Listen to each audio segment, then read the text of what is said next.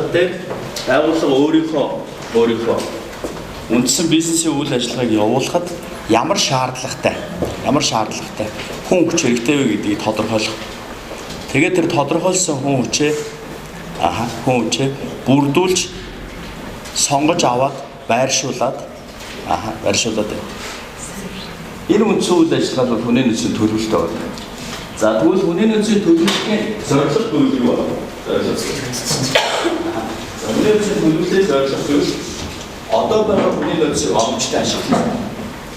Энэ зорилго гэдгийг бид нар бас яагаад гэдгээр гэсэн асуултаар бас харж байна.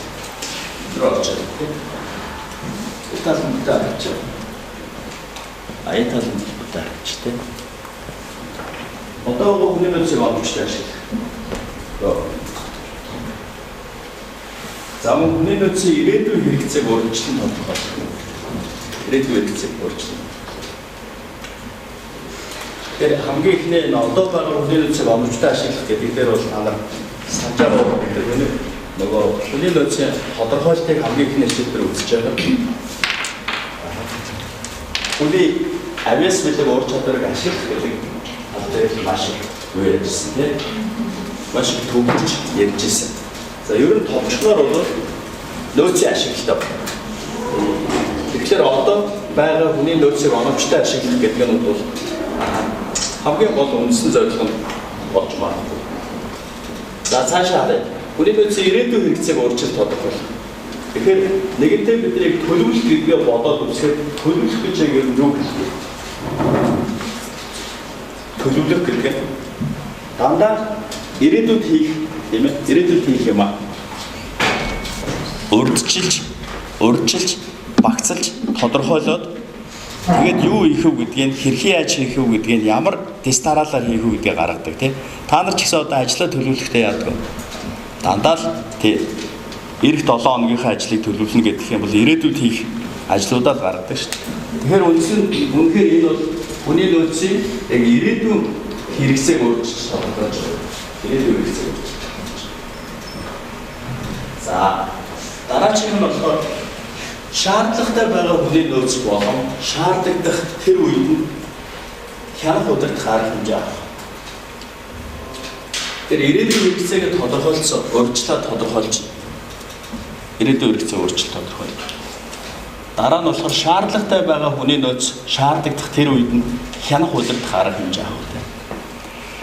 Тэр ирээдүйн хэрэгцээ өөрчлөлт тодорхойлно гэдэг чинь үндсэндээ бол энийг гаргаад ирж байгаа гэсэн үг. Энийг гаргаад ирж. Тэгээд энийг гаргаад ирснийхаа дараа тэр шаардлагатай байгаа хүний нөөцийг үндсэндээ тэр хүний нөөцийг бүрдүүлэх, байршуулах энэ үйл ажиллагаа энэ хэлээд байна. Хянах удирдах гэдэг. За дараа нь болохоор дөрөвт нь хүний нөөцийн төлөвлөлтийг байгууллагын төлөвлөлтөй холбох. Төлөвлөлтийг байгууллагын ер нь бол хүний нөөцийн төлөвлөлт чинь өөрөөс улаанаар болов дангаараа хийгдэн гэж байхгүй. Юутай хийгдэх вэ гэхээр байгууллагын үндсэн одоо бизнесийн үйл ажиллагааны төлөвлөгөө гарч иж тэрнээс өөрчлөлт хийж байгаа. Ухаан бол би нэг энэ юуны талхны компанитай гэх юм бол бид нар өмнө ярьжсэн тийм. Тэгвэл талхны компани чи хэдэн талх хийж өгдөг. Ямар хүчин чадалтай компани байх нь гэдгээс хамаарат хэдэн ажилчтай байх вэ гэж хэлж байна. Тэгэхээр нөгөө байгууллагын төлөвлөгөөтэй холбогдож уягдана гэдэг нь бол тэрийг хэлдэг.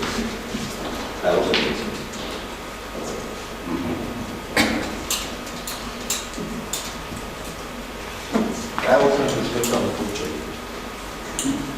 Компанид бол энэ хамгийн гол асуудал байдаг.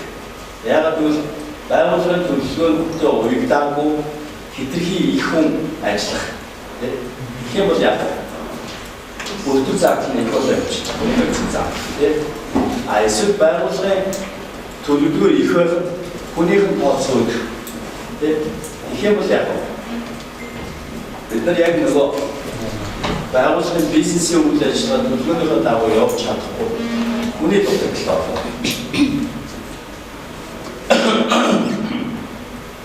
Тэгэхээр энэ үйл ажиллагаануудыг найруулж авч үзэх хэрэгтэй. За дараа нь хүний нөөцийн болон ажлын технологийн нөлөөллөөс өөрчлөлт сэргийлэх. Ажлын технологийн нөлөөлөл. Тэгэхээр ажлын технологийн нөлөөлөл гэдэг нь юу хэлээд байгаа вэ? Ер нь бол одоо өндөр технологи нэвтрлээ гэдэг. Хүний нөөцийн төлөвлөлтөнд шууд нөлөөлдөг. Тухайлбал бол 5 хүн ажилладаг байсан тэр ажлыг 5 хүний үйлдэлийг хөнгөвчлөх автоматжуулах машин хийчихээ бол яах вэ? Тэрний оронд нэг л ажилтдаг болчихно. Нэг хүн нэг машинтай л ажилладаг болчихно. Машин үйлдэлүүдийн хийчихлээ. Нэг хүн нь бол тэр машинаа удаад нь оператор гэсэн. Тэгэхээр хүний нөөцийн төлөвлөлт бол технологи нөлөөлж байна. Нөлөөлөл маш их нөлөөлдөг. Тийм учраас энэ Азийн орнууд олон хүн амтай орнуудад бол энэ технологийн нэвтрэлтийг бол засгийн газраас нь баг хоригддаг байхгүй. Яагаад тэр олон хүндээ ажлын байр хэрэгтэй шүү дээ. Гэтэл өндөр технологи нэвтрүүлнэ гэд бага автоматжуулалт ийм юунууд хийчих юм бол нөгөө хүмүүс нь ажилгүй болчихно. Нөгөө хүн нь ажилгүй болохоор яах вэ? Ар гэрийнх нь амьдрал хэцүүднэ. Тэгээд ар гэрийн амьдрал хэцүүдэхээр яах вэ? Улс орных нь хөгжлийн түвшин доошлно. Ийм л байхгүй.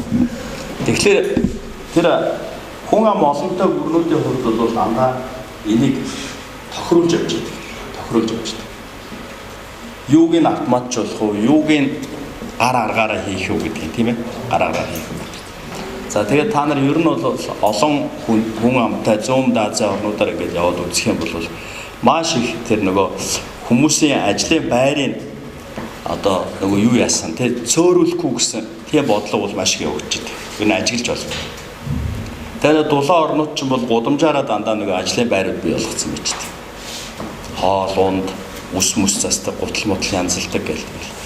Тэгээд тэр өөрсдөө нөгөө засгийн газраас хөгжүүлдэг одоо эдийн засгийн гол хөшүүрэг хөгжлийн гол бодлого нь юу гэхлээр зэрэг одоо анхан шатны тэр гудамжинд байгаа ажлын байрнуудыг олон болгох тийм ажлын байр гаргасан хүнд засгийн газраас хөнгөлөлтөд зээл өгөх тийм бодлого авчдаг.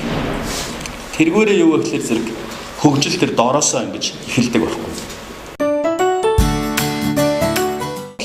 Бол явагдахгүй. Хэрэг тэгэх юм бол улс орон маш хурдан хөгжих боломжтой. 3 сая хүн бол маш хурдан хөгжих боломжтой. Олон энэ жижиг ажлын байр гаргах тусмал ард түмний амжилтанд шууд нөлөөлж байгаа юм байна. Тэгээ одоо энэ технологийн нөлөөлөл гэдэг нь сүүлийн үед бүр хөгжтэй болж байгаа. Ягаад гэвэл одоо AI гэж ойлголт байдаг. Та нар сонссон уу AI гэж? Юу гэсэн үг AI?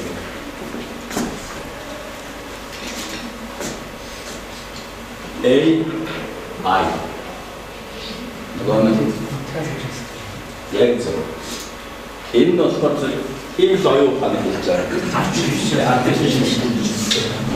Тэгэхээр энэ дээр яадаг вэ гэхээр дандаа нөгөө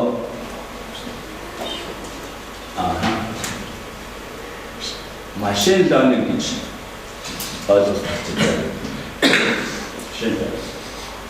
Тэгэхээр одоо зүгээр юм компьютер байлаа гэхэд одоо эдгээр зүгээр юм зүгээр үйл ажиллагаа процессын програмчлалаар явж байгаа. Тэгвэл энэ үйл ажиллагаа процессын програмчлал биш. Одоо энэ дээр ч бүгд ажиллаад байгаа шүү дээ.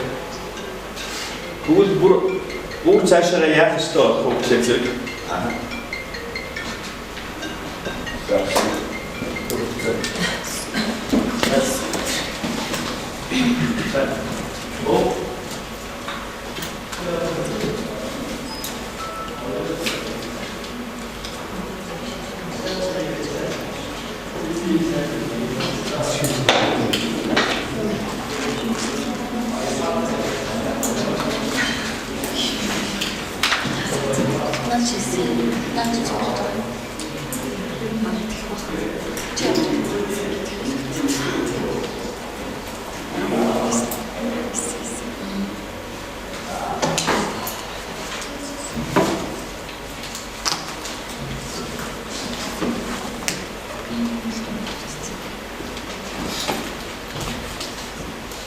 Тэгэхээр зүгээр процессын програмчлал биш. Энд дээр ч хүн ажиллаад тэгээд нөгөө юу өдрө гаргаад байгаа байхгүй юу? Одоо график загвар, статистик анализ хийгээд байна шүү дээ. А тэгвэл одоо машин learning болоод ихээр яах вэ гэхээр тэр юу өдрүүдийн чинь нөгөө тэр график анализ эдрийг чи хийчдэг тийм програм байгаа. Тийм програм. Одоо шинэ та нар юун дээр за ингэ сургууль гэж бодъё тий. Сургууль гэж бодъё. Сургууль дээр чинь сургалтын алба байна. Сургалтын алба болохоор одоо нөгөө оюутнуудын хичээлийн эрц бүртгэлч гэдэг юм уу тий. Эсвэл оюутнуудын дүнгийн хавтгаач гэдэг юм уу тий. Эднэрийг гаргаад тэгээд ямар оюутан хичээлдээ бүрэн бүтэн суусан байна уу, ямар үед нь их тасалсан байна уу, ямар үед нь их хоцорсон байна уу, эсвэл хичээлийнх нь дүн үнэлгээ, ямар хичээл дээр ямар оюутан өндөр үнэлгээтэй, ямар нь дундаж, ямар нь тааруухан байна уу гэдэг ийм нөгөө юунууд гаргана шүү дээ, тий. Одоо мэдээллүүд гаргана шүү дээ. Энэний статистик гэхэд тэр чинь одоо бол ингээд хүн өөрөө гаргаж байгаа шүү дээ, тий. Харж түүж гаргаж байгаа, тий. За хэрэглэлээ хэд нэг статистикийн ганц хоёр түүл хэрэглэж байгаа. Тэгэхэд энэ болохоор одоо тэр хиймэл оюун ухаан гэдэг байгаа чинь болохоор бид нарын энэ програм чи өөрөө юу гэхээр зэрэг тийм зөвхөн процессын програм биш, аналитик програм болж байгаа. Тэгээ аналитик програм болоод ирэхээр зэрэг бид нарын одоо хийгээд идэг юм нөгөө янз бүрийн үйлдэлүүд байна шүү дээ, график дизайн гаргах, биш тоон дүнгууд дээр дүн шинжилгээ хийх гэдэг тийм. Тэр болохоор дандаа нөгөө машин learning-ээр хийх боломжтой байхгүй. Ийм л болж. Тэгэхээр яг тэр тохиолдолд болохоор зэрэг одоо нөгөө юм юунууд чинь технологийн нөлөөлөл чинь бүр их өндөр бол. Одоо энэ аюул хүчтэй яригдчихэж байгаа. Хүчтэй ер нь нэвтэрч байгаа. Дэлхийд даяар ч гэсэн. Явандаа бол ажилчдыг ч гэсэн авахтаа AI суурийг маш их шалгаж тэгээд одоо энэ дээр нь бэлдэж ингэ сонгон шалралт хийх ийм чиг хандлага гарч иж байгаа. Тэгээд одоо хэрэглэгдэж байгаа өндөр түвшинд нөгөө технологийн өндөр түвшинд очсон улс орнуудын хувьд бол энэ маш их одоо нэг халуун сэдв болсон байна. Тийм учраас яагаад гэвэл ажлын технологийн нөлөөллөөс бол хүний нөөцийн төлөвлөлт шууд нөлөөлж явж байна. Тэгэхээр ихэнх ажлууд болохоор зэрэг тийм юу болчих боломжтой болчих байгаа байхгүй юу? Одоо тийм машин болчих боломжтой болчих байгаа байхгүй. Тэгэхээр бид нар энд бас дуртааш дургуйч бэлтжил байх хэрэгтэй. За дараагийн нь болохоор хүний нөөцийн илүү томсдлыг нэмэх. Тэгэхээр байгууллагын дээр одоо яг өөрийнхөө бүтцээр ажиллаж байгаа энэ ажилтнуудын тоо болж гэнэ үү, болохгүй байна уу гэдэг нь өөрөө хариу нь бол тэр хомсдол илүүдэлгээр л гарч ирж байгаа. Хомсдол илүүдэл. Жишээлбэл одоо N0 тооны ажилтнууд байлаа гэдэгт болохоор зэрэг энэ нь энэ номиналны хэрэг тоотойгоо хэцүү биш. Тэр тохиолдолд яг үгээр зэрэг N0 нь болохоор зэрэг энэ номиналаас их байх юм бол энэ нь юу? Ажлын хүчний илүүдэл үүсэж байна. Энэ нь энэ номиналаас бага байвал юу? Хомсдол болоод байна. Илүүдэл үүсээд ирэхээр яах вэ? Илүүдэл үүсээд хүний нөөцийн зардал өсөж байна. Тэ? Хомсдлууд ирэхээр яах вэ? Хомсдлууд ирэхээр хомсдлууд ирэхээр яг байгууллагын өөрийнх нь байгууллагын бүтэмжийг нөлөөлж байна. Тэр аль аль нь хортой байгаа ч тийм аль аль. Энэ хүний нөөцийн зардал өссөн ч гэсэн ялгаа байхгүй байгууллагын бүтээмж бууж байгаа. Яг л бүтээмж гэдэг чинь өөрөө болохоор гацыг орцод тавьчихсан харьцаа байхгүй. Тэр хүний нөөцийн зардал гэдэг чинь бол аль нь байна? Аль талд нь байна? Хүний нөөцийн зардал энэ өсөд болж байгаа. Гацаа. Энэ орцтаад ордог байхгүй. Орцтаад ч хүний нөөц, материалын нөөц, санхүүгийн нөөц, мэдээллийн нөөц гэсэн. Ийм л нөөцүүд биш. Орцод. Тэгэхээр байгууллагын орцод бол байгууллагч өөрөө ийм дөрвөн төрлийн нөөцийг л ашиглаж зорилгодоо хүрэх гэж зөв хуваалт хийж явж байгаа. Зүгээр нэг энгийн нэг жижиг нөгөө талхныхаа үйлдвэрээр авах бол жишээ хүний нөөц нь юм байна.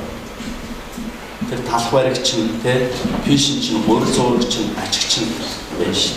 Синкер чип хийж болох юм уу? Байна. За тэгээ болох цаа. За моороо тавих бэ? За уучлаарай.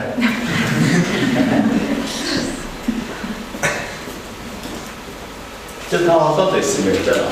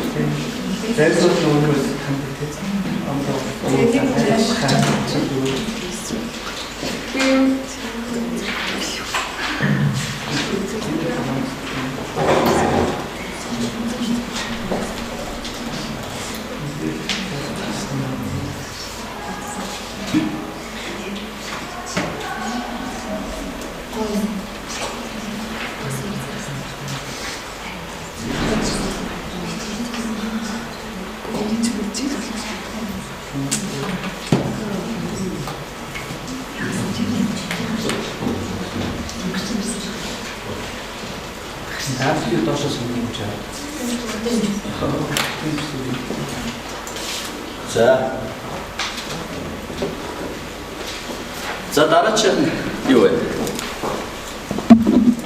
Дараачих нь болохоор илүү томслоо гэсэн тийм технологи болсон.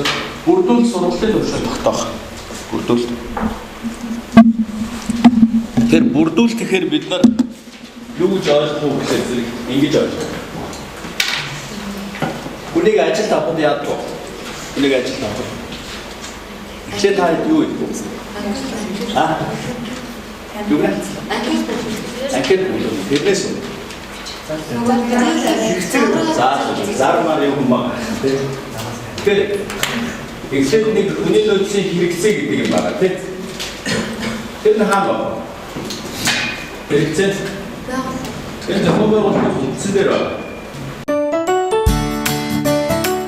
Сургалтын нэг хүмүүс гүгээд байгаа юм тийм. Жишээ нь одоо нэг юу байна гэж нэг оёдлын үйлдэл байна.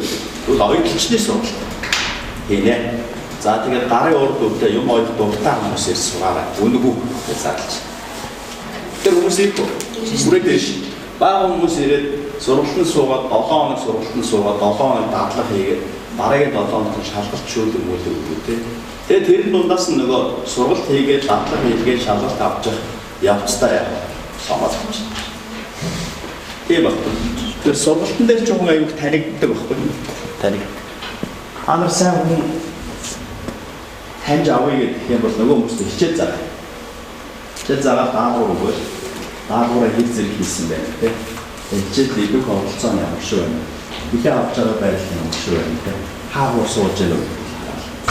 Урдуур суудаг нь ухаантай хүмүүс сууж байгаа. Тэгээд ухаантай. Дондор суудаг нь дандаа дугаа хүмүүс сууж байгаа. Хаагур суудаг нь дандаа хэрэггүй хүмүүс сууж байгаа. Хаяа орж гар ултаж мөлтдөг тийм. Эсвэл хоцорч орж ирдэг. Гэр мэтлэг юм. За тэгвэл бид нар үрдүүлэлтийг болохоор зэрэг шууд сургалтаар хийчихээ тийм. Зарим компаниуд хийчихэж байгаа ш. Одоо ухаан их олон үйлчлэгч нөгөө зөөгч хэрэгтэй болдог одоо юм залуучуудын юуны хоол ундны газар байх юм бол тэд нар зөөгчийн сургалт зарлж байна. Тэгэл зөөгч их дуртай тийм залуучууд дээрээ сургалтанд суун штэ. Тэгээ сургалтандаа суугаад дараа нь төгсөнгүүт нь авъя гэсэн хүмүүс авч. Тэгэл бол. Бусдууд нь үлдсэн нь яах вэ? Үлдсэндээ сургалтын юутай сурагч юутай зөөгчийн үнэмлэхтэй болол яваад гэж. Тэгэхээр иймэрхүү байдлаар бид нар яах вэ гэхээр зэрэг үнийн нөөцийн төлөвлөлтийг бүрдүүлэл энэ сургалтын төвшин тогтоож бүр сайжруулах зарим нь даашаа бүр нэг нөгөөгөр нь олуулах гэж болох шүү. За дараачих нь болохоор юу вэ? Хүний нөөцийн зардлыг болоод ажилтнуудын орон сууцны хэрэгцээг тооцох.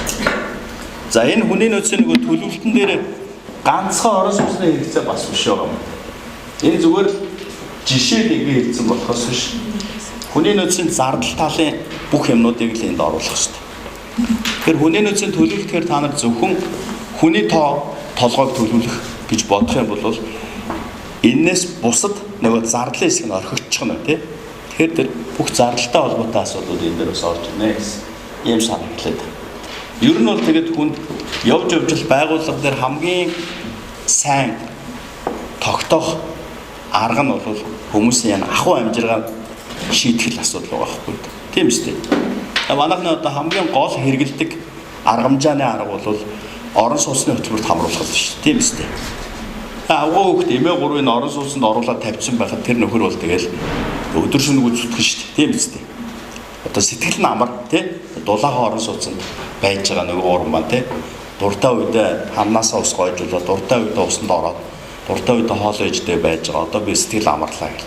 Тэгээгүү тохиолдолд бол хөрх юм нөгөө шуурсан ч гэсэн нөгөө гэр нь хийсчих болов яадаг бол одоо нөгөө нүүрс түлээгээ оруулж чадж байгаа болов гэ санаа зовоод тэгээ ажиллаа хийж чаддаг байхад. Ажиллаа хийж чаддаг. Тийм учраас энийг чинь шууд шийдчихдэг тийм газрууд хүртэл одоо байгаад. Тухайлх юм бол нэг карьерийн үйлдвэр яасан бэ гэхээр зэрэг Баруун аймгаас нэг юм хот айлыг тэр хот айл нь болохоор хамгийн нутагтаа хамгийн ажилсаг удамтай тийм айл. Тэр удамтай одоо нутагтаа бол тэр ажилсгаараа алдартай тийм удам баггүй. Тэр удмын айлыг хот айл гэхээр нэг 3-4 айл болсон тийм 5 айл. Тэр чигээр нь гэр оронтой авгаа хөлтөд нүүлгэж авчираад тэгэнгүүтээ нэг хөөрхийн юм шугар байшин карьерийнхаа дэргэд барьж өгөөд тэгээ авгаа хөлт эмээ 3-өөс жиггис уулгач нь өстэй байшин дотор нөгөө 3 цогоор хараад нөхөр нь тэнд карьер дээр л ажиллаад өдөр шөнөгүй ажиллаа.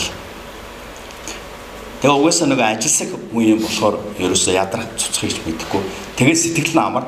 Тэр байшингийн цонхоор ингээ хүүхэд нь бүртгөнөөд тэгээд авгаанаас тэнд галтгоодоо бүртгэнээд ингээ харагдаад байгаа байхгүй. Тэгэл болов. Хүү яагаар би сэтгэл салдаг вэ гэхлээр зэрэг санаа зовхоор л сэтгэлээ салаа явчихдаг байхгүй. Тэгээ сэтгэлэн тэр санаа зовсон газар байгаад байна.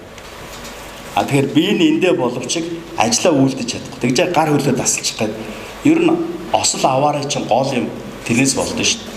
Тэгээ ялангуяа манай монголчууд ч айгүй илгэмсүү тийм ээ. Тэгээ төрөл садныхаа төлөө санаа зовдөг.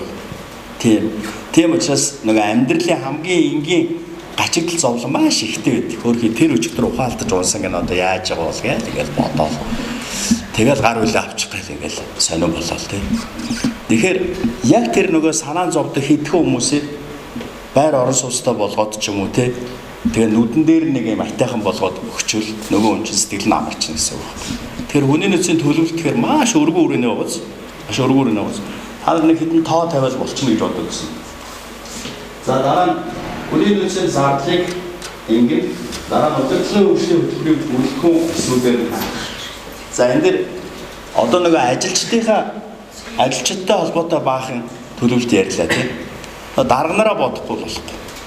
Дарганараа бодохгүй. Тэр ер нь бол байгууллагын юм уу за зүгээр нэг юм багийн гэж бодоход багийн үйл ажиллагааны сайн байх, муу байх гэдэг нь 50% шууд даргаас намардаг. Муу баг байвал та нар даргын солих гэсэн үг. Тэгвэл тэгэл тэр баг чинь шууд дэшээ гараад явчихна. Тэгэхээр тэр удирдах ажилтан гэж ямар чухал хүмүүс вэ гэдэг. Ухаан 500 гаруй үнэтэй компани байлаа гэхэд тэнд нэг 50-аас 60 удирдагч байна. Анхан шатнаас эхлээд дунд шат дээд төвшөрөл. Тэр 50-аас 60 хүнийг л өөдөө хөшөө олж тавьхгүй болдгоо байхгүй. Өөдөө хүн гэдэг нь юу гэхээр удирдан зохион байгуулах тийм өгдөлтөй төрөлхийн авьяас бэлэгтэй тийм чадвартай хүн гэсэн үг. Тэрнээс сайн ажилласан эсвэл одоо сайн инженер, сайн амч байлаа гэд удирдахч бас биш байхгүй. Манайхан бол тийм юм дээр энэ хүний нөөцийн төлөвлөлтөн дээр аюул алддаг байхгүй. Яг л яг удирдахч бэлдэх хөтөлбөртэй болохоор сайн ажилтнуудаа ингээ оруулцдаг. Энэ манад олон жил ажилласан аюул сайн ажиллаж штеп гэж оруулцдаг. Энэ олон жил болсон аюул сайн инженер байгаа ингээд. Тэгээ инженер техникийн албаны дараа болгочтой. Яг үннийг хэд нөгөө инженер нь хүн удирдан зохион байгуулах ямар ч өвдөл байхгүй. Хүнд үг хэлж чадахгүй. Тийм зөөлөв, тийм сайн хүн байхгүй. Тэгэхээр нөгөөдөг чи яадаг вэ гэхээр нөгөө дороо удирдах ёстой байсан 8 инженер нь үгэнд нь ордог. Тэгээд тараад алах болчихно. Нөгөө даргын хэлэг бариад. Тэгээд дарга чи яг өөрхий дарга гэж дарга нэр авцсан. Тэгээд бандсан дэрнээ 8 инженерийн ажлыг өөрөө хий. Тэгэл өдөр шөнөгүй нөгөөдөг чинь тэр 8 инженерийн ажлыг хийгээд ядаргаанд ороод тэгээ шараадны 6 дугаар хэсэгт очиж ирнэ. Тэгээ бие нь муудна. Тэгэхээр байгууллага хоёр юмар хохирч байгаа. Нэг маш сайн инженер байхгүй болж байгаа. Нэг маш муу даргатай болж байгаа. Нэг маш муу инженер техникийн албаны даргатай. Гурав дахь нь бол инженер техникийн албаны ажил унаа. Одоо манай Монголд ингээд эргэн тойрон тийм саяных шиг тийм туршлагууд маш их байна. Гашуун туршлагууд. Одоо эмнэлгийн дарга болголоо гэж нэг сайн эмчийг тавьчихдаг байхгүй. Тэр зүгээр сайн эмч байхгүй.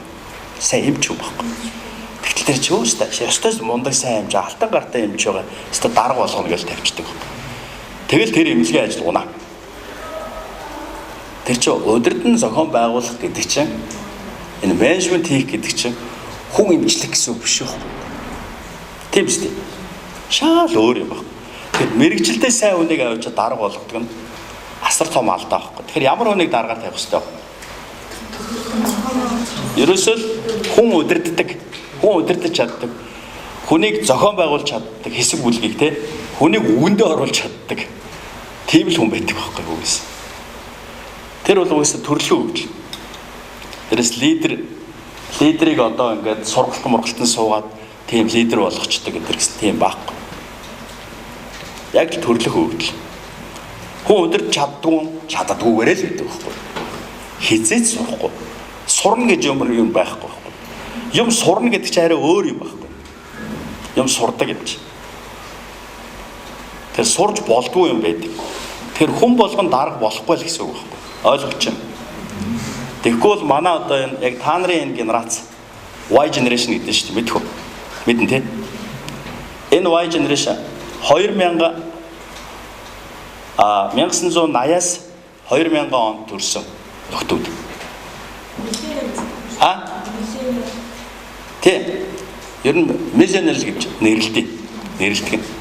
Тэгээд генерацийн хувьд Y generation гэдэг байхгүй. Тэрний өмнөх нь X generation, та нарын дараа Z generation гэж байна. Тэр Z дотор ч нөгөө нэг сүүлийн үеийн нөгөө Эрембао гэдэг солонгон хүүхдүүд өдр байгаа даа. Та нарын генерац дотор бол индиго кристалл өдр байгаа л да. Тэгвэл ингээд он еврого 2000 руугаа ойртох тусам тэр шин чанар айгүй өндөр үүдэг байхгүй. 80 руугаа ойртох тусам урдлын X руу бас ижилхэн төстэй шин чанар айгүй их байгаа даа.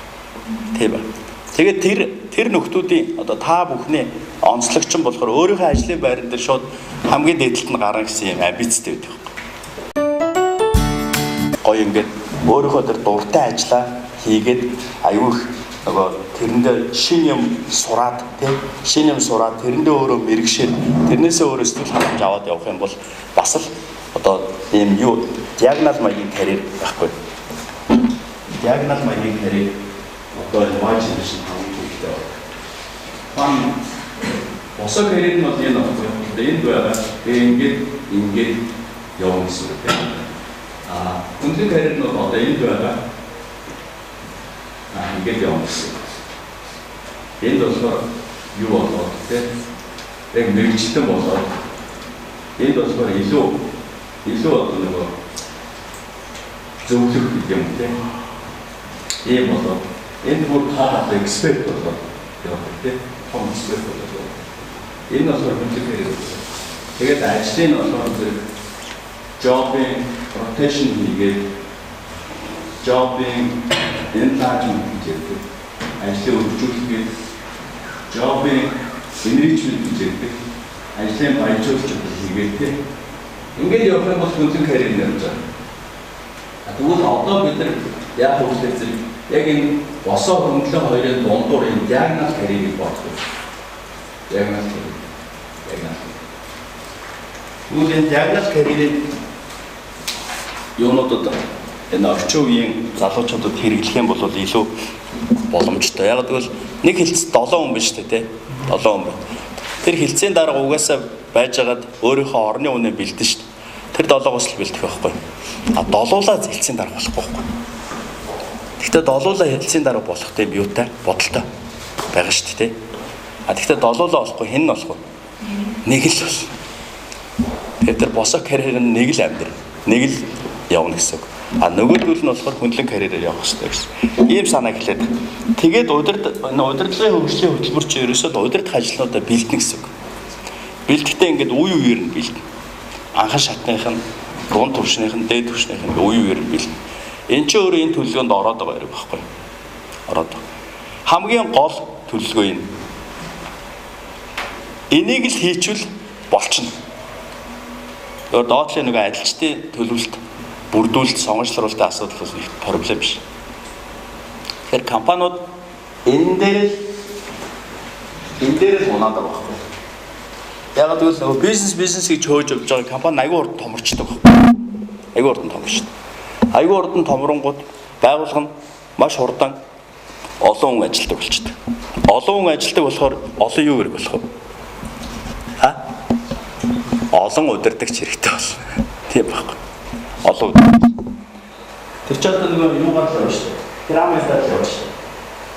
Одоо нэг чинь тэгээ ийм хүнтэй байж байгаа чинь дараа нэг цаашаа ингэ өргөж явна шүү дээ. Нэг үдээ ингээд явна шүү дээ. Энэ цаашаа ингэ дахиад ингэ явна шүү дээ. Дахиад ийшээ юм чинь явна шүү дээ. Тэгэхээр энэ драма чигээр улам ийм өргөн ийм рейнжтэй болоо. Тэгээд өшөө таашаа бас нэгтгэх бас том суралцаа болоо. Тэгэхээр энэ зангилаа болох гэж үзэж юу? Энэ зангилаа болох нь юу? Тэгэхээр энэ удирдагч нарыг бид нар бүр төлөвлөгөөтэй бэлтгэх ёстой гэсэн санаа хэлээд байгаа шүү. Битгий мартаарай. Тэгэхгүй бол энэ гадуур энэ компани захирал махлаа дээр хүний нөөц дээр мартчихад байгаа байхгүй. Тэгээ мартах ч байх, ер нь ойлгохгүй л яваад байгаа байхгүй. Тэгэл нэг мэдхэд юу гэхээр зэрэг компани ингээд жигтгэн маш хурдцтай өсөө томроод байдаг. Нэг мэдхэд удирдлагын хомсдолд орсон байж дээ. Удирдагчийн хомсдолд тий. Тийм л юм болоод байна. Хаяагүй тийм ба. Тэгэхээр энийг энэ дотроо оруулаад өөр маш сайн бэлдээд авах гэсэн. За дараа нь бүтэмжийн гэрээ хэлцээрийг хөнгөвчлөх. Бүтэмжийн гэрээ хэлцээр юм биш. За энэ дээр болохоор нөгөө юунууд байгаа. Хүмүүсийн ажлын гүйцэтгэлийн үнэлгээ тийм хүмүүсийн ажлын гүйцэтгэлийн үнэлгээ. За тэрнтэй холбоотой нэгдсэн байдлаараа байгууллагын бүтээмж газар хэлтс нэгжүүдийн бүтээмж багийн бүтээмжүүдийг гаргаад тэгээд тэрний яг нөгөө багийн саяны нөгөө энэ бэлтгэсэн удирдлагуудтайгаа бүтээмжийн гэрээ хэлцээрийг хийж за тэгээд энийг хийх үйл явц тэгээд ойлголцлыг одоо хурдан амархан болгох гэсэн санаа хэлв. Энгийн загваранд орох тийм загваранд орох. Ер нь бол Шинзландаас гаралтай New Public Management-ийн ер нь Англиас гараад Шинзланд очиж бас сууршаад тэгээ манай монголчууд судалсан бас нөгөө улсын салбарын шинэ удирдлага гэдээ байд. Тэрэн дээр бол энэ яг ийм үр дүнгийн гэрээ байгуулад явдаг удирдагч нартай. Одоо шинэ нэг хорон дарга боллоо гэхэд нөгөө хорон даргачаа шууд үр дүнгийн гэрээг засаг даргатайгаа байгуул. Дүүргийн засаг дарга байлаа гэхэд үр дүнгийн гэрээг хотын захирагчтай байгуул гэх мэтлэн гэр. Яг тэрнтэй адилхан жишээлбэл бизнесийн байгууллагад ч гэсэн ялгаа байхгүй нэгжийн удирдлагууд ч өөрсдөө яг нэгжээ хариуцсан. Тэгээд нэгжийнхээ өөрийн гүйцэтгэл тэр бүтээмж үр дүн үр ашиг энийг оролцуулсан тэр гэрээ хэлцээрийг захирлуудтайгаа хийж явдаг байхгүй. Гүйцэтгэх захирал бол тууцтай хийн тий. Яг ийм байдлаа. Тэгэхээр энийг яаж сайн болох вэ гэдгийг энэ төлөвлөлтөндөө бас оруулаад угаасаа бүх юмээ тооцоод ингээд явж байна. За дараа нь олон талын хөгжлийн хөтөлбөр өсөлт хөгжлийн хэрэгцээг зохицуулах. За энэ өөрөө юу вэ гэхээр зэрэг нөгөө байгууллагын хөгжилтэй холбоотой. Тэгээ байгууллагын хөгжил гэдэг чинь өөрөө хүний нөөцийн төлөвлөлт тий яг нэг хэсэг нь болчихж байгаа байхгүй. Тэгээ байгууллага хөгжөөд орсон хүний нөөцийн төлөвлөлт улам том болоод улам их юм хийдэг болоод тэгээ улам тэрэн дээр анхаарал тавих хэрэгтэй болоод ингээд ирж байгаа. За ийм учраас бид нар хүний нөөцийн төлөвлөлтүүдийг одоо эднийг хийх гэж зорж хийж байгаа маа гэсэн санаа тийм.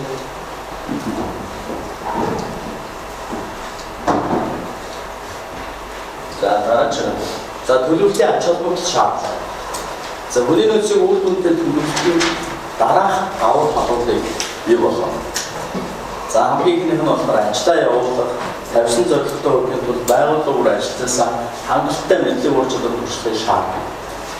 Хүний нөөцийн төлөвлөлтөд сонголт шалруулах сургалтын үйл явцад дэмжлэг болно. Төрүүлжсэн нэг хооронд овъёлтой тийм. Энэ нэрэлтүүд шаарддаг ажлын байр нь хангалттай тооны хүнийг сайн бэлтгэх.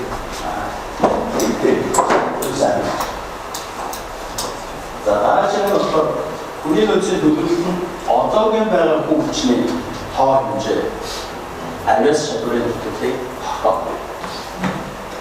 Эсвэл мөн илүүдлийн тогтоох. Тэгээд тэрхүү дутагдал болоод илүүдлийг ажиглахын тулд тохиромжтой сургалтуудыг явуулж бус талхмуудыг хийнэ. За түрүүлсэн яаж бүрдүүлэлтүүдийг хийх вэ? Бүрдүүлэлтээ орон шууд сургалт хийх үү? Бүрдүүлэлт самж дөрвөлтийн дараагийн сургалтыг ямар байдлаар хийх вэ? Тэр асуумыг нэмэлт. Дараа нь мөн тэтгэврт гарсан, асуулсан, ажлаас гарсан, ослогчдоос болж төлөвлөрийн чадварын алдсан ажилтнуудыг нөхөн гэсэн үг тийм. Энэ ажлыг нөхөж авах нөхцлүүдийг хүний нөөцийн төлөвлөлтөнд оруулж байгаа. За ийм үндсэн юу байна? Ийм үндсэн шаардлагын гарч байна. За дараачих нь хүний нөөцийн төлөвлөлт бол байгууллага олон талт хөгжлийг болоод түүний биелэлтийг дэмждэг.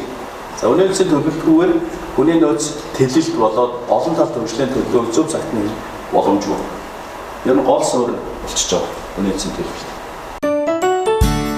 Дараагийнх нь болохоор хүний нөөцийн төлөвлөлт болохоор технологийн үйл явцыг үр дүнтэй ашиглах хэрэгтэй.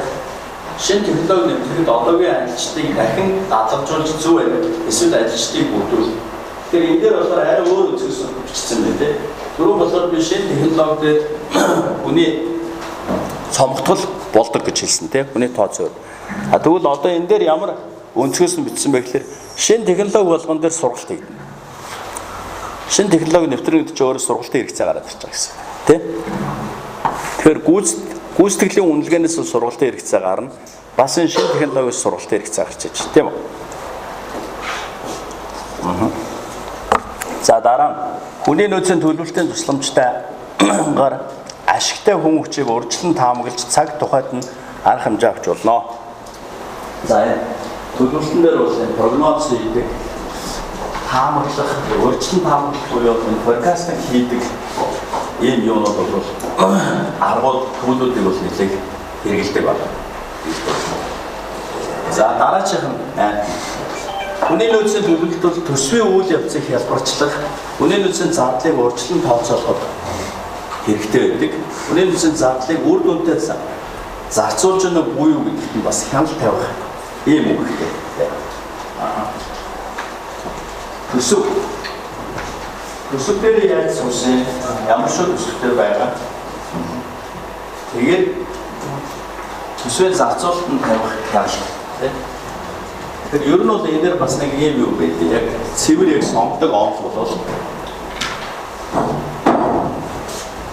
Сямыг хэрэгж таваад мэднэ тийм. Ямар хэрэгж. За тэгвэл энэ сямыг нь болохоор энэ менежмент дээр бас нэг төлөвлөлт одоо бид юуны төлөвлөж байгаа. Хүний нөөцийн төлөвлөлт тийм. Тэгэхээр төлөвлөлт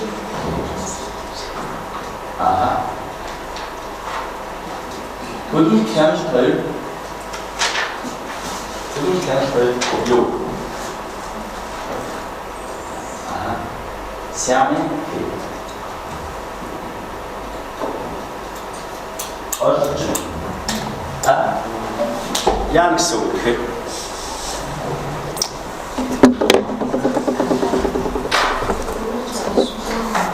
Банк цуг явна л гэсэн үг тийм. Салшгүй. Төлөвлөгөө хэлэл гэвэл яах вэ? Хяналт хийх ёстой. Тэгэхээр энд юу гэж байна? Энд юу вэ? Зардлын хяналт гэж байж байгаа үстэй. Тэгэхээр энэ дэр ч өөрөө хүний нөөцийн зардал, тоо хэмжээ, яг төсөв мөсөв гаргасан байна. Тэр яг амьдрал дээр хэрэгжиж гэнэ үү, яаж явж гэнэ гэдгийг энэ дээр бас яа гэсэн үг. Хянаал гэсэн үг. Төлөвлөлт хяналт хоёр салшгүй. Сайн байна.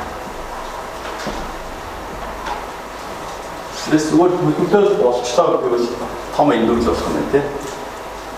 За дараа нь болохоор хүний нөөцийн төлөвлөлт байгууллагын тариг төлөвлөлт болон залгамжийн төлөвлөгөөг хялбарчилж өгнө. Тушаал дэвшиж илүү өндөр албан тушаалд орж амжилтанд хүргэх чиглүүлэн залгамжийн менежмент болон хөгжлийн менежмент нөлөөлнө. За энэ залгамжийн менежмент гэж юу хэлээд байна?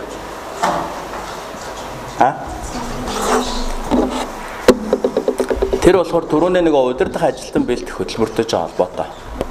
Одоо энд байгаа нэг захирал байна тий. Тэрийг яах вэ? Тэрний орыг бэлтжих хэрэгтэй гэсэн үг байхгүй. Тэр залгамжийн менежмент гэдэг чинь. Тэрийн орыг бэлтжих хэрэгтэй. Бүх удирдлагуудад яг орлох хүмүүсийг бэлтжих хэрэгтэй. Компани томрох тусам ийм одоо залгамжийн менежментийн ийм тогтолцоог бол бүр иж бүрэн явуулж явах хэрэгтэй. Бүх удирдлага. Ямар нэгэн байдлаар тэр хүн байхгүй байлаа гэхэд байгууллагын ажил явж л байх хэрэгтэй байхгүй. Байхгүй боллоо гэхэд байгууллагын ажил яаж явах хэрэгтэй? Явж л байх хэрэгтэй. Хэвээ явж явах хэрэгтэй гэсэн. Ийм санааг л хэлээд байгаа байхгүй. Тийм учраас энэ залгамж гэдэг чинь маш чухал. Ер нь бол succession plan гэдэг байна.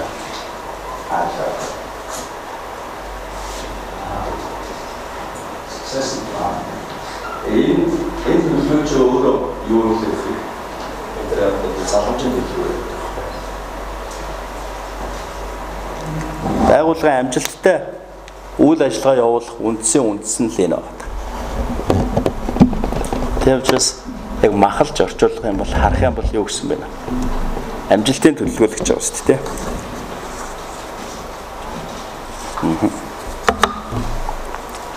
За дараа. Хүний нөөцийн төлөвлөлт нь ажилтнуудын хүүхдүүдийн сургууль, ажилтнуудын ээлжийн амралт, хоолны газар эмнэлгээр үзүүлэх зэргийг мөн зохицуул. Энийг бас төлөвлөлтөндөө оруулах хэрэгтэй. Одоо манайхан бол энийг ер нь дэлхийд даяар бол benefit гэж ярьдаг. Тэр байгууллага дээр бол байх ёстой хамгийн гол benefit бол энэ байна. Тэрээс компани дээр одоо яг өнөөдрийн бидний ярьж байгаа тэр нөгөө энэ шинэ генерацтэй X генерацийн хувьд бол хамгийн нэг тавьдаг юм бол цалин мөнгө шүү. Нэг тавьдаг юм бол өөр юм байна. Сурч өгчих болцоотой тийм ажил байна уу? Миний дуртай ажил мөн үү? Тэгээд технологийн одоо дэвшил технологийн хэрэглэл байгуулах ямар шүү юм. Тэрийг хаадаг. Өшөө benefit ямар benefit вэ? Яг цалин хийсээ илүү бусад benefit-ийг илүү хаадаг. Тэгээд өчигдөр бид нар нэг юуны нөгөө PwC-тэй хамтарсан нэг юу хийсэн. Тэнд очисон хөлт байгаа. Баггүй. Мэдээгүй та нар. Зармаар өгөнд яваал байсан та. Мэдээгүй те. Шинэ үеийнхэн одоо яг тэр энэ Y generation-ийн тухай.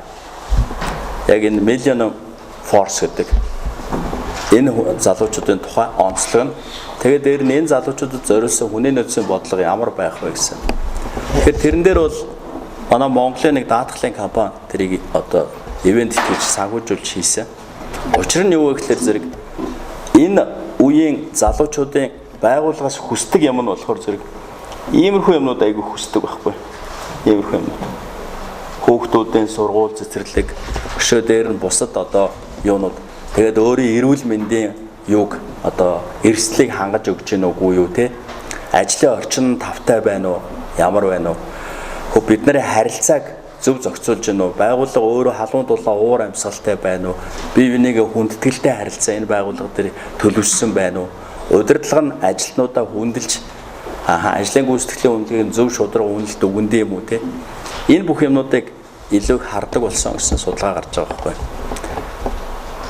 Тэгээд юу вэ гэхээр тэрэн дээр хүний нөөцийн бодлогын өөрчлөлт нь болохоор зэрэг одоо энэ залуучуудыг яг тогтоож удаан хугацаанд сууршуулж авахд юу вэ гэхээр зэрэг тэр өмнө нэг бас нэг PwC-гийн хийсэн нэг судалгаагаар бол энэ генерацийн 4-5 байгууллага сольж гин гэж гараад байгаа байхгүй. Тэрний үг гэхээр байгууллага төр тогтохгүй байх гэсэн үг тийм. Тогтохгүй байх гэсэн. Тогтохгүйгийнх нь учир шалтгаан болохоор тийм юмнуудыг хараад байдаг байхгүй байгууллагаас. Салин гэхээсээ илүү өөр юмнуудыг айгүйх яадаг, хүсдэг. Бусад бенефитийг маш их хүсдэг.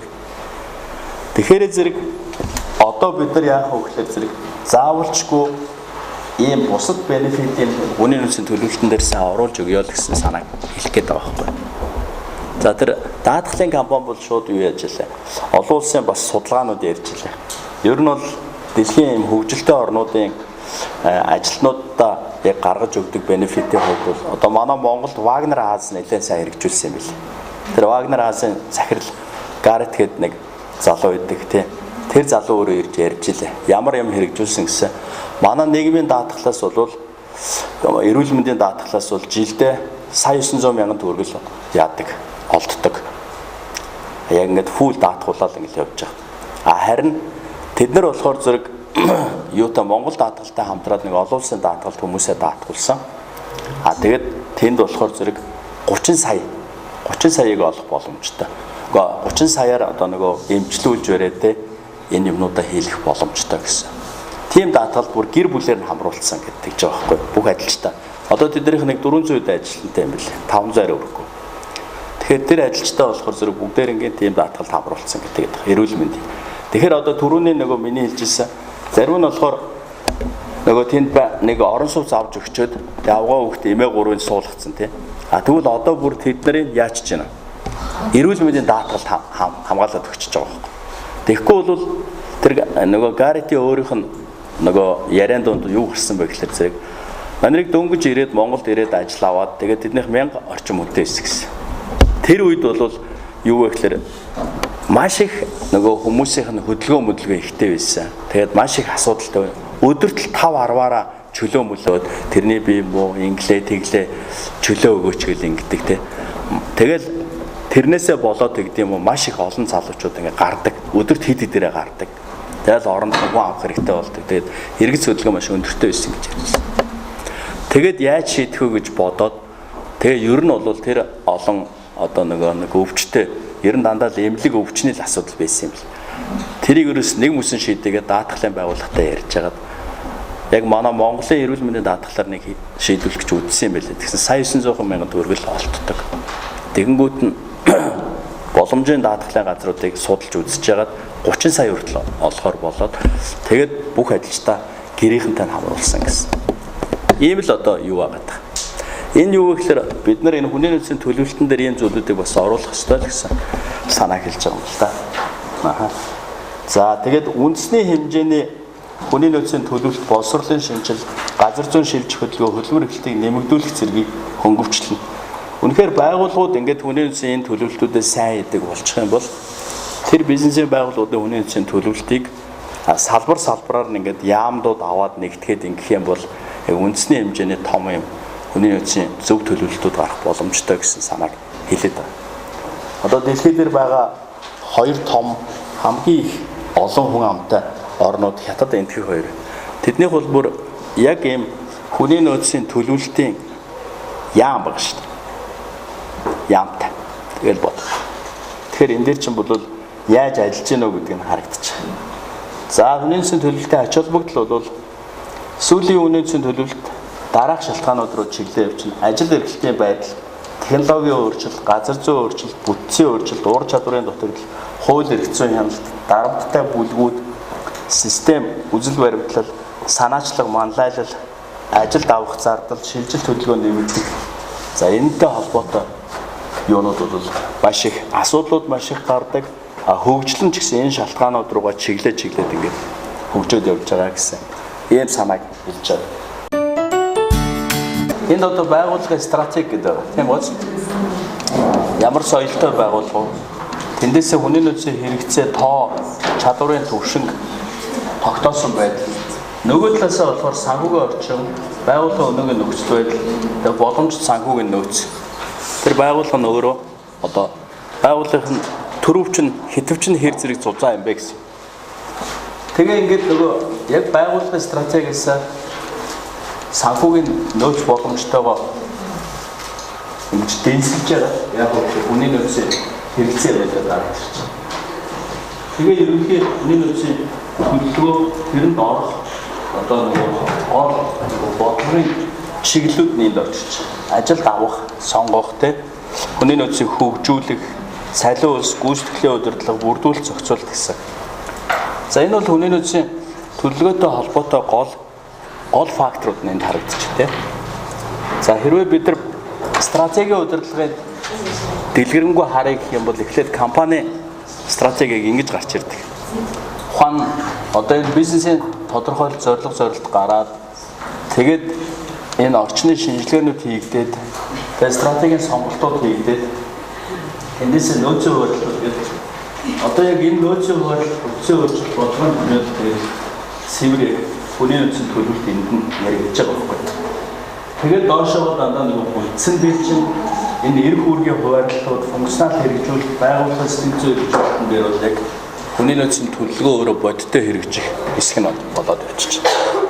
За тэгвэл энэ үндсэн факторуудаар бид нар төлөвлөгөөг яригдана. Хэрвээ хүний нөөцийн бизнесийн болоод хүний нөөцийн стратегийн уялдаа холбоо гэж хараад ямар уялдаа холбоотой байдаг вэ гэдгийг ойлгоё гэх юм бол одоо энэ дээр ийм стратеги байгуулалт хэрэгжүүлж байгаа. Зардлын манлайлал одоо cost leadership гэж хэлдэг.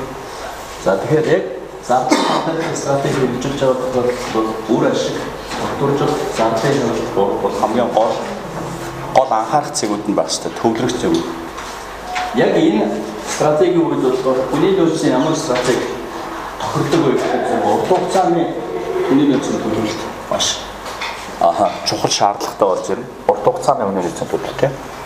За дараа нь болохоор Өнөөгийн ажилчдын ур чадварыг хөгжүүлэх гэдэг. Тэгээд ажил болоод ажилчдыг үр хөвтэйгээр төрөлжүүлэх. Cost leadership-ийн үед бол ер нь төрөлжил нэлээд яри. За биднийхээ дагуу яг хийдэг ажил нь бол дотроос авах шат шилдэг. Дотроос. Гаднаас хүн авахар илүү их зардалтай гэж үздэг. Зардалтай гэж үздэг. Өөрийн хэмжээний сургалтууд явуулсан сургалтын байнгын сургалтууд явуулж байдаг. Тусгай ур чадвартай ажлуудыг сурах ажлууд нэлээд хийдэг. За тэгвэл зардал манлайлахын гол үр ашиг тогтоолж зардлын хяналтыг хийхэд бол ингэж ажилтдаг байна тийм. Дотроос хүмүүсээ авч байрыг олж тавиад сургалтууд ур чадвартай ажлууд бэлтгэх гэдэг. За тэгвэл дараа нь ялгарах гэдэг стратеги байна. Энэ үед бол стратегийн гол поинтууд нь өсөлт, инновац, хөдөлгөөнийг саруулах гэдэг. Инновацаар нэлээд байдаг. За тэр тохиолдолд болохоор хүний нөөцийн стратеги бол богино хугацааны хүний нөөцийн төлөвлөлт нөлөөлж байна. Түрүү энэ бол урт хугацаа гэсэн тийм. Одоо богино хугацааны төлөвлөлт. Нэг жилээр улирлаар сараар хүрэх. Яг л энэ чинь надад нөгөө инновац тэгээд энэ өсөлтийн ажлууд хийж байгаа учраас гаднаас хүмүүс маш их авдаг. Хэрэгцээ чадвартай хүмүүсийг ажилд авах. Илүү өргөөрөөс урийн хатан ажлууд ажилчдад бол ажлын нөгөө өргөжүүлэлт баяжуулалтын ажил бол маш их хийгддэг. За ийм онцлогтой байгаа. За тэгэд хүний нөөцийн төлөвлөлтийг одоо бид нар энд товчхооноор аваад үзэх юм бол байгууллага зорилгоо хэрэгжүүлэхэд шаардлагатай хүний нөөцийн хэрэгцээг шинжлэх тодорхойлох үйл явц юм а гэж томьёолж байна. Энэ зүгээр явцсан утгаар нь тодорхойлж.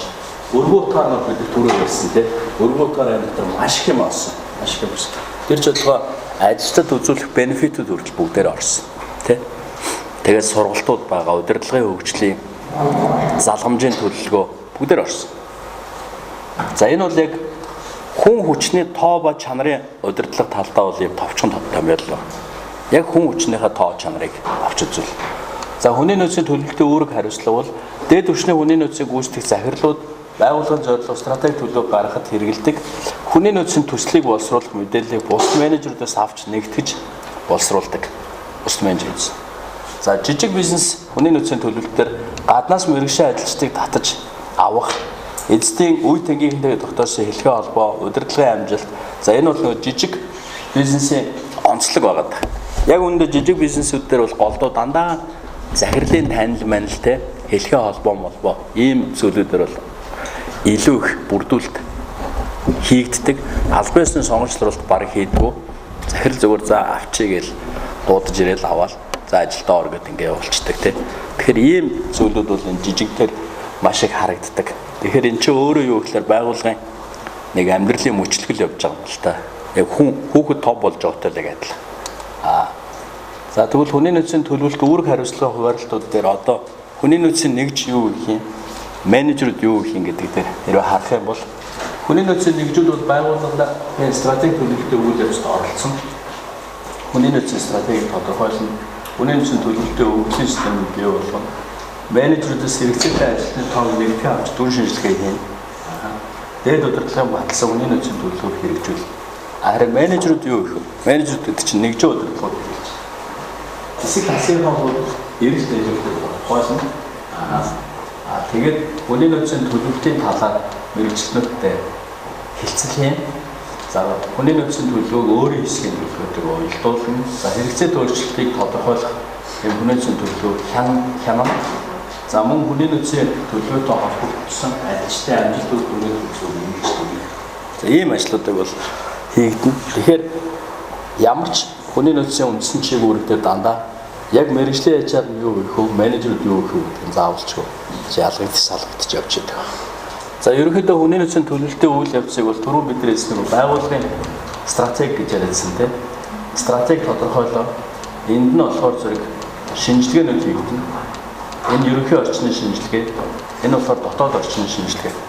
За энэ дээр бол илүү тодорхой харагдаж байгаа. Энэ дээр илүү тодорхой харагдаж байгаа. Стратеги тодорхойлолтоор шинжилгээ хийлээ. Онцлог хийлээ. сонголт хийлээ хэрэгжүүлэлт явууллаа тийм. Яг энэний одоо жижигрүүлсэн хувилбар нь байгаа. Тэгээд цаашаа яадаг вэ гэхээр энэ хоёр дотоод орчны гадаад орчны шинжилгээнд хийгдэх биш. Одоо энэ чинь нөгөө хүний нөөцийг урдчилж таамаглаж төөргөлж байгаа үйл явц нь forecasting гэдэг. Одоо прогноз хийж байгаа. Тэгээ ямар шүү үнтэй яаж ажиллаж болох юм бэ? Яавал хэрэгцээ гаргаж ирж байгаа. За тэрнтэй холбоотой бас арилжсан судалгаанууд хийв. Тэнгүүд энэ дээр болохоор хүний нөөцийн стратеги төлөвлөгөө гарч ирэх ёстой. Ийм л логикоор явж байгаа. За тэгвэл энд одоо харагдчихэв. Хүний нөөцийн төлөвлөлтийн үйл явц. Тэгэхээр стратеги хийгдэн. Хүний нөөцийн эрэлт нийлүүлэлтийг урьдчилан харж удирдахад хэрэглэгдэнэ. За тэгээ үндсэн чиглэлүүд болохоор стратеги төлөвлөгөө хийхдээ хүний нөөцийн стратеги төлөвлөгөө тэнгууд хүний нөөцийн үйл ажиллагаа хийх. Тэгэхээр компани юунаас гарч иж байна? Стратегийн төлөвлөгөөний нэг бүрдэл хэсэг л багхгүй. Хүний нөөцийн төлөвлөгөө ч өөрөө. Тэгэхээр тэгж ойлгох хэрэгтэй. Дангаараа хүний нөөцийн төлөвлөгөө гэж хийх боломжгүй. Ягаад гэвэл компани өөрөө ямар бизнесийн үйл ажиллагаа явуулах гэж байгаа гэдг нь чухал байхгүй. Тэрэн дээр нь суурилж хийж байгаа. За хүний нөөцийн төлөвлөгөөний үндсэн гол ач холбогдлууд нь одоо энэ тоон ба чанарын хүн хүчний яг төлөвлөлтүүд бол бизнесийн шийдвэрт хүний нөөцийн асуудлыг илүү тусгаж өгдөг. Хүний нөөцийн оновчтой удирдлагын бүрээр хүний нөөцийн зардлыг бууруулах, цаг хугацаанд хүнийг ажилд авах, ажлын байрны төрөлжилтийг хөгжүүлнэ, нийгмийн төрөл бүрийн ангиллуудыг ажилд төлөх оруулна, удирдах авяас чадварыг илүү сайн хөгжүүлэх. Ийм ач холбогдол байна. За байгууллагын ажиллах хүчний дотоод үнэлгээ. За дотоод үнэлгээ бол ажил ба ур чадварыг үнэлэх үнэлгээ байна. Энэ дээр болохоор одоо яг ямар ажлууд байна вэ? Тэ? Ажил тусварыг хичнээн хүн гүйцэтгэж байна. Ажил тусвар хэр чухал вэ? Байгууллагын ирээдүйн стратеги хэрэгжүүлэхэд ямар ажлууд хэрэгтэй? Урьдчилан тооцоолж байгаа ажлууд ямар шин чанартай вэ гэдгийг л гол нь гаргаж ирдэг гэсэн. Түрүүн би хэлжсэн нөгөө талхны цэгтэр ямар ажлууд байна вэ? Гурилаа зөөж авчирдаг ажил байгаа тий. Гурилаа зуурдаг ажил байгаа. Тэгээд талхаа барьдаг ажил байгаа. Барьсан талхаа зөөдөг ажил байгаа тий. Тэгэхээр тэр ажлууд ч л одоо энд яригдаад байгаа байхгүй. Тэгээ манайх нөгөө 300 талх 7 хоног болгон 300 талх зарж яхад ирээдүйн стратеги гэдэг тий. Ямар ажлууд хийх хэрэгтэй болох вэ? Тэгээ хэдэн хүн байх хэрэгтэй болох вэ гэдгийг л гаргах гэдэг. За хүчин чадлаар нь тооцоход болохоор хүний нөөцийн энэ яг ажилчдын мэдлэг уур чадвар, авяас чадварын тухай мэдээлэл, тэгээ байгууллагын хүчин чадал, хүний нөөцийн хамаарал. Тэгвэл ажиллах хүчний хүн ам зүй бай гадаад орчин талаасаа тий. Гадаад орчин хөдөлмөрийн зах зээл талаасаа хувь хүний албан тушаалын дэвшлэл, хувь хүний ажлын гүйцэтгэлийг үзүүл. Энэ маш чухал. Явж нэг хүний ажлын гүйцэтгэлийг үзүүлэлтээр л ер нь бол номчлол юмнууд тогтоогоод хэдэн хүн байх уу гэдэг юмнуудыг гаргаж ирж байгаа байхгүй. Логик нь тийм ба. За тэгээ яг хүн ам зүй энэ нөгөө хөдөлмөрийн зах зээлийн судалгаа бол ер нь бас шаардлагатай үедээ бол маш их чухал хэрэг болно бас. Тухайлах юм бол тэр байгууллагад нөгөө шаардлагатай нарийн мэрэгжлийн хүн нь яг хөдөлмөрийн зах зээл дээр олдож хэрэг гэдэг асуудал аягүй чухал байдаг байхгүй. Тийм учраас хэрэг тэр нь манай хөдөлмөрийн зах дээр олдцгүй байх юм бол бид нар бас олон улсын хөдөлмөрийн зах зээлээс олж авах шаардлагатай болно. Эсвэл нэг хүнийг тусгайлан сургаж бэлдэх хэрэг гарч ирнэ тий. Тэгэхээр тэрийг бас үнэцэн төлөвлөгөөнд оруулах уу гэдэг ийм асуудал гарч ирж байна. Ажлын шаардлагын тул зурагч юм байхгүй. Ийм шаардлага хэрэгтэй тий. Тэг бос. За тэгвэл нөгөө хүн ур чадварын тул зураг бодтой байлаа. Ажлын шаардлага нь ур чадвар нь байна тий. Ур чадвар. Тэгвэл бодит тул зурагч юм байна. Тэгэхээр яаж ялгаатай харагдаж байгаа. Энэ хар нь юу вэ? Одоо байгаа тэ шаардлага байна. Тэ шаардлага. Энэ бас шаардлага байна. Тэгэхээр шаардлагагүй хоёр юм илүү байна тий. Дутж байгаа юм байна. Энэ байх тий. Энэ байх тий. Энэ байна. Тэгэхээр энэ өөрөө юу вэ гэхээр зэрэг л одоо энэ хоёр цагааны чинь бид нар яах ёстой? Бий болох ёстой. Бий болох ёстой. Тэгэхээр бас илүү юм гэж бас байдаг байна тий. Шаардлагагүй чадвар гэж бас байдаг байна ш. Тийм учраас ажлын байр болгон дээр ажлын байрны тодорхойлт гэдэг. Тодорхойлтын дээр нь юуг нь тавьж өгдөг? Шаардлагуудыг тавьж өгдөг байхгүй. Ийм л учиртай. Шаардлага. Тэгээ яг таарсан хүн гэдэг чинь болохоор одоо энэ хоёр нь байвал таарчих гээд байгаа байхгүй. Тийм байгаач. Энэ хоёр цаг нь байвал таарчих гээд. Энэ хоёрыг байлгачвал, сургачвал болчихно гэсэн үг тийм. Заримдаа бас сурдгүй юм биш байна. Тийм. Сурдаг юм байна, сурдгүй юм бас байна. Энэ ажлын байрны шаардлага заасан маш ийм шаардлагатай гэсэн. Бүхгүй ойлгож чинь шаардлага хандаагүй гэдэг асуулт зэрэг зөвцөөр оруулах. Сургаж болдог. Сургаж болдог чадвар байна. Болдгүй чадвар байна. Тэрийг л хэлээд байна. Жишээн дээр удирдах ур чадварыг бол яах нь? Удирдах ур чадвар гэж бол тэгэл өвгдөл байхгүй бол тэгэл бас хэцүү. Удирдах ур чадварыг яг бас заагаас сургаад туршлагаараа бас явуулсан. Ямар удирдах чадвар? Тэр мөнгө сууд юм. Энэ ямар шоу? За. Дондоч. Тийм хүн болохгүй. Эвэж. Эндээс эхлээд юм заасаар суугаад тэгээд туршлага насмас. Тэгээд насан туршдаа явсаар сүүлдээ нэг юм л хүн болох. Өгдөлтэй шууд эндээс эхэлдэг. Өгдөлтэй. Тэр амраа. Тэр бас өгдөлтэй гэдэг. Хүн юм сурна л та сурна. Тэгтээ сураад дундчил واخгүй. Тийм учраас тэр өгдөл гэдэг юм чухал гэж яриад байна. За дараачих нь болохоор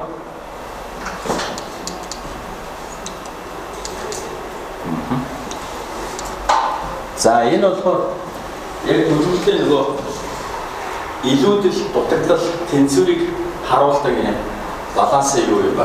Хүрээ нүцэн нэг нийлүүлэлт тэгээд цэвэр нууц. За энэ дээр бол тоо чанар цаг хугацаа маш чухал.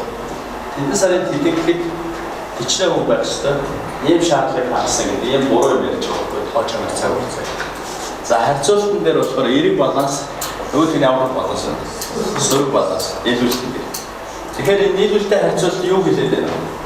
Эерэг баланс болохоор яагаад байна вэ? Илүүдэд нь шүү дээ. Ямар хэрэгцээ гараад ирсэн бэ? Тэ цомгдох хэрэгцээ гараад ирсэн. А сөрөг нөгөө хас баланс нь болохоор юу вэ? Утаа. Түрүү бид нөгөө илүүдэл тохиолдол гэж ярьсан тийм. Тэр чинь байна. Үнэн үсэг авах хэрэгцээ нэг гараад ирсэн. Тэгээд дотроос авч болно, гаднаас авч болно, хөгжүүлж болно. За энэ дээр бол хаалх хэрэгцэн дээр яа харахгүй бүтцийн өөрчлөлт эдгээр юмнууд хийж байгаа. Одоо цомгтгол гэж ярьдаг шүү дээ манайхан тийм. Ийм байдал асуусан. Ажлын байрны полисийг нэмийг хаалх авах шүү дээ. Тэгэхээр бид энэ тухайн байрны шаардлага хангацсан хүний авч хүүгээ тэрийгээ өөр ажлын байраар шийдвэрлэв. Тэр байртай виз халдчихсан хүмүүс ингэж хийсэн дээр юу эсвэл виз хүний мэдээчээр хүмүүсээ халаад өөр хүмүүсийг шинээр авсан. Наад чи яг ямар нөхцөл байна гэдгээс хамаарна. Чинийх одоо жишээ нь яг ямар нөхцөл вэ? Чи жоохон тодорхой хэлж. Яг үйлчлэгийн ажилтнууд. За. Үйлчлэгийн ажилтнуудын хувьд тэгээ юу болсон? Ажилтнууд байгаа. Тэс бид чадчихсан маань биш. Тий. Авч үлээ хэцэл нөгөө өөр ажлын байрны тэр дийц хүмүүс бах авах шинээр асаа хийж байна. Тэнгүүд бид чадчихсан үнэ хотон сорон хотон ингээд хөгжүүлж чадна гэдэг нь тийш нь тавиад тэн дээр байгаа хүмүүсээс жоох сураад татсан дээр юу гэсэн одоо төлөвлөгөө хийж байгаа. Тэгээд одоо төлөвлөгөөний чиглэл гол асуудал нь биш.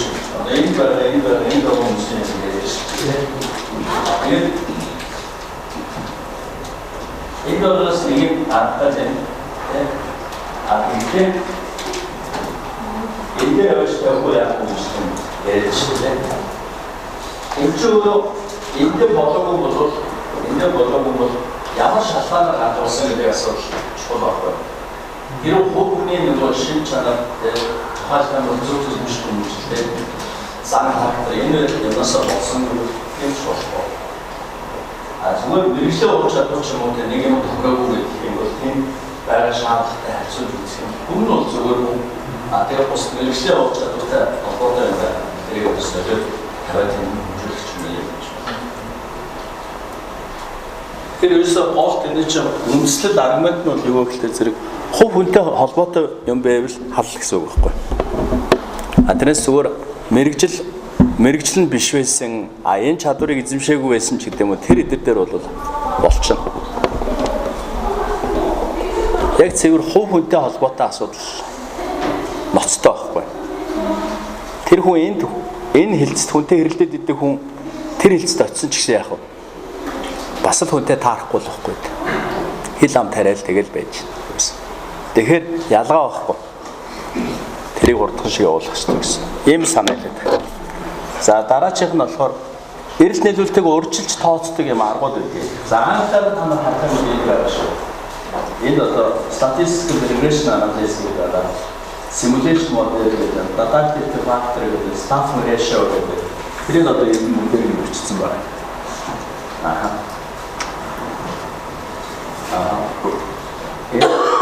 Энэ estimates rule of thumb Delphi гэдэг техникүүдийг бичсэн. Статистик, симуляц, бүтээмжийн тооцоо, ажлын тооцоо энэ дэдлэг юм байна. Математик. Тэгээд дүн шинжилгээнх нь болохоор энэ байна. Дэлхийн орны дүрм гэж байгаа ерөнхий захирамж Delphi номинал бүлэг. Тэгэхээр энэ аргууд болохоор нөгөө яг прогноз хийдэг, forecasting гэдэг аргууд байгаа.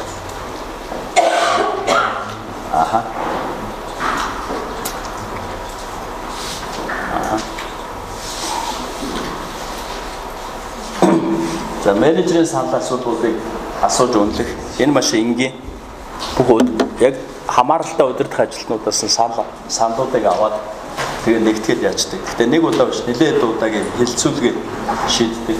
Маш их хэрэглэгддэг арга. Ерөнхий захирамжийг бүрдэх нь болохоор эрхэм өрөөний дүрм гэж яриад.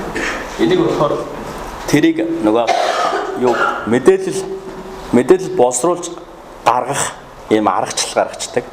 Тэгээд яг тэр аргачлалынхаа дагуу ингээд явцдаг. Жишээ нь 5 юм уу 7 үе шаттай аргачлалууд байгаа. Delphi арга гэдэг нь болохоор зэрэг яг тэр салбарынхаа хамгийн том мэрэгчлүүдийг цуглуулад тэгээд экспертүүдээс гэж байгаа тийм. Энэ эксперт гэдэг чинь тэр салбартаа хамгийн том мэрэгчлүүд байхгүй. Тэднийг цуглуулж агаад ер нь цуглуулах албагүй дээ. Тэд чинь бас нөгөө том хүмүүс юм чи бас ирэхгүй.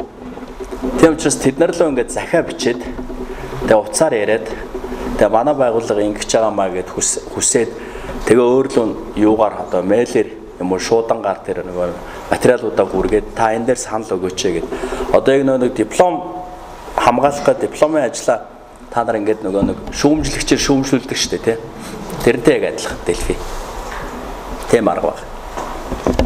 Тэгээ дипломон дээр чинь 3 шүүмж тавьчих юм бол 3 гуруулантай бүр очиж диплом өгөөд тий за та нэг үзээд шүүмжлээд өгөөч гэх тэгээд шүүмжлүүлдэг штэ. Тэгэхээр Delphi арга яг тэрнтэй адилхан экспертүүд дээр очиод юм авчиж өгөөд тэгээд орхиод нэг хэсэг хугацаанд тий нөгөө хүн чинь үзэж хараад тэрийнхаа дараагаар шинжилгээ хийж өгдөг. Яг тэр статистик үр дүн мэдээлэлтэй холбоотой газар хэлс нэгжүүдийг хэд хэдэн юунууд хуваачтай. Зохион байгуулалтанд оруулаад хэд хэдэн бүлгүүдэд хуваагаад тэгээд тэргээр нь хилцүүлэг хийж гаргачихдаг юм аа.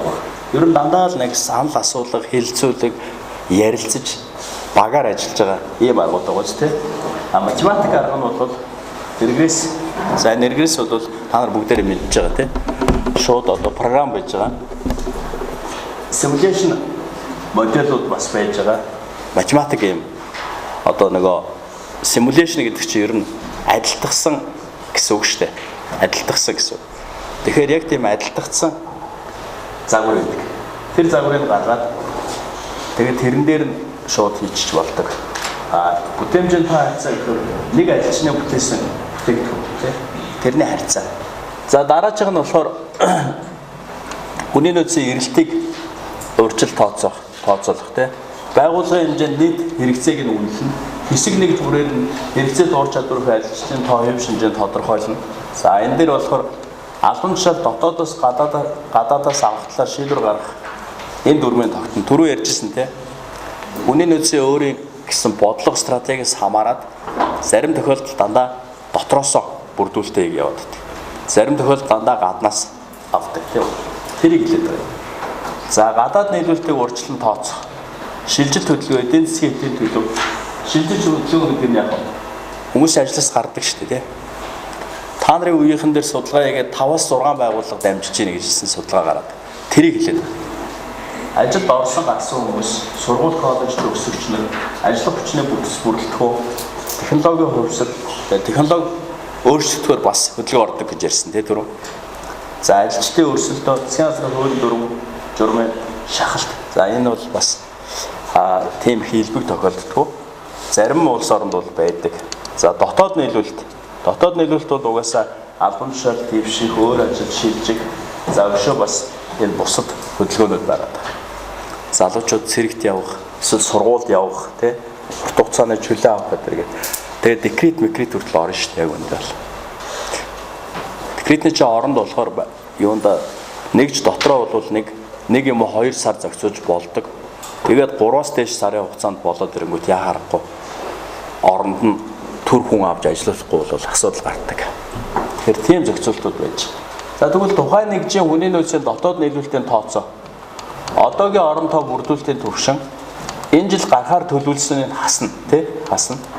Тэгээд зөрүүлээд яах вэ? Авахаар төлөвлөсөн гэдэг энд нэмэгдэнэ. Тэгэнгүүт юу гарах вэ? Харин тухайн нэгжийн эх жилийн дотоод нийлүүлэлт гарна. Дотоод нийлүүлэлт. За тэгвэл орон тоо бүрдүүлэлтийн түвшин юм байна. Авахыг хүсвэл гаднаас авах, дотооддоо шилжин, тушаал дэвшин дахиж авах. Зарим нөгөө урт хугацааны чөлөөтэй ч үгүй суулж аваад эргэж оршиж байгаа гэж байгаа байхгүй. Гарах тушаал дэвшиг ажлын байр өгөө болон тушаал буурах хөдөлгөөн нас барах халагдах гэх мэт шалтгаан тийм. Өөр шалтгаан бас юу яасан байх вэ? Оргисон байх вэ? Та нар хэрэг бодсон бол өөр шалтгаан байвал хэлье. За дараа нь хүний нөөцийн илүү л хомсдлыг удирдна. Цомгтох, оновчтой хэмжээг тогтоох, ажлын хүчийг цөөлөх. Энэ бүгд нь байгууллагын ажилчдын тоог бууруулах юу гэдэг? Бууруулах ажиллагаа гэдэг даа. За энэ дээр бол яг хөөхлөө зэрэг шалтгаан нь болохоор эдийн засгийн нөхцөл байдлаас хамаарат жишээлбэл манайд ч одоо 138 мянган аж ахуй нэгж бүртгэгдсэн гэж ярьж шүү дээ. Статистикээр. Тэгэхэд одоо яг юу яагаад татвараа төлөөд явдаг нь бол 400 аж ахуй гэж шүү дээ. Тэгээ бусдууд нь бол юу гэхээр зэрэг нөгөө юу баланс хийдэг. Тэгээ X тайлан гаргадаг ийм байгууллагууд байна. Тэгэхээр тэр чи одоо юу хэлээд байна вэ гэхээр зэрэг эсвэл тийм далд эдийн засаг байна, их байна. Эсвэл одоо ихэнх нь ингээд нөгөө юу болоод байна? Эдийн засгийн нөхцөл байдлаас шалтгаалаад тийм байдалтай, зогсолтын байдалтай болсон байна гэсэн. Ийм зүйл байна. За өшөө. Энэ дээр бол өрсөлдөх чадвар өсдөг. Хэрвээ яг оновчтой хэмжээг тогтоож чадвартай. Бүтээмжлэг. За сөрөг үр дагавар бол хүний нөөцийн дахин ашиглалт, нарийн мэрэгсэн ур чадвар туршлагатай хүмүүсээ алдна. Өсөлтөд алдан шинийг тусах чадвараа гээд за үйлдэлсэн ажилчдыг удирдах гэж бас нэг ийм асуудал гарч иж байгаа. Хуучин нөгөө их олуулаа хийдэг байсан юм чи дараа нь цомгтгоо цөөхүүлээ хийдэг болоход бас заавалчгүй ажлын ачаалал, тэгээ ажлын баяжуулалт, өргөжүүлэлтийн асуудал маш их хийгдэх шаардлагатай болж ирж байна. За тэгээд хэрвээ юу яах та цомгтгохдоо бас янз янзын аргууд хэрэглэдэг л дээ. За тэтгэврт эрт суулгах, халагдсан бос зориулсан хөдөлмөр зуулчлалын үйлчлэгээ явуулах гэдэг янз бүрийн юмнууд бол байна. Яг харахгүй одоо цомгтлын дараа чинь хөдөлмөрийн хуулийн дагуу бага ажлууд зохиох хэрэгтэй болдог л. Тэр юмнууд нь энэ дээр гарч ирж байна. ажил эрхлэлээр зөвлөгөө өгөн сургалт, семинар, лавлах. Энэ бол гэхдээ хөдөлмөр нийгмийн хадгаламжийн энийг бас хийгээд өчтдөг.